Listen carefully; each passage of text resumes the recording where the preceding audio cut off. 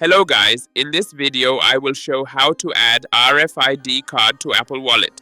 To use this feature, you'll need an iPhone 6s or later, an Apple Watch Series 3 or later, a supported RFID card, and a compatible app, such as your workplace or school's official app. Start by downloading the compatible app from the App Store, then add your RFID card by scanning it or entering the details manually. If available, enable Express mode for quicker access. Once set up, test the feature by tapping your iPhone or Apple Watch on a reader. This setup works with employee badges, student IDs, digital keys, and certain boarding passes. Make sure to check with your organization to confirm that your card is supported.